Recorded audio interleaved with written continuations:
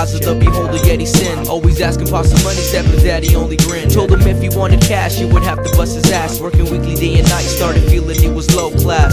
Raised his hands, #1 in every class. Trying to dress in every fashion is the only thing he'd lack. A unique individual, ambitions at his highest. Planned to go to university, but never was the flies. But the dude kept it cool, wearing hand-me-down shoes, rocking outfits that his daddy wore from his days in school. Plus he only had a breakfast, lunch, or dinner once or twice, cause he'd rather save his money up than fill his stomach right. Pray to God every night, hoping he would do alright. God would tell him, if you want to achieve, keep up the fight. Yo, the foreigner, the foreigner, yo, the foreigner, the foreigner, the foreigner, yo, the foreigner, the foreigner. Check it out, yo, the foreigner.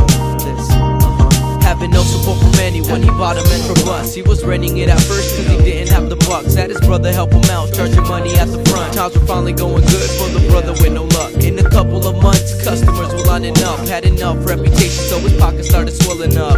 Rebel of the underground, he got himself around, the king of the streets, hustling until he got his crown. Before he knew it, time was really flying by. Met a beautiful girl who had dreams of flying high. Said the city of dreams is where she wanted to be, and convinced him to go to the land of opportunities. He gathered up his belongings and all his merchandise. Toulouse had a place to stay, but they had to pay the price. Sneaking into a new territory was a risk. Making way through the desert tugs he missed. Yo, the foreigner, yo, the foreigner, the foreigner.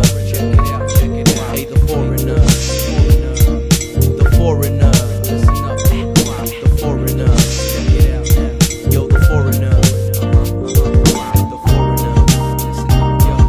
Roberto and his future wife arrived at midnight, waiting for them by the stop. Was their older sister's ride. He just stared at all the buildings as they drove passing by, cause he never seen a view in the dark with so much light. When they got to her house, she told him make yourself at home. Introduced him to the rest of the family that was unknown. Excited to go job hunting the next day. He just couldn't close his eyes, so he got on his knees and prayed. The sun came up as the morning arose. They would soon to kick him out, he started making some dough. Obtained a job as a busboy, it wasn't gonna cut it, cause now he had a child growing in his girl's stomach. The family's hate for him was growing gigantic. They thought he was a lazy being, so he started to panic. His life changed when he met another Hispanic. Yo, Enrique was his name, and he taught a mechanic.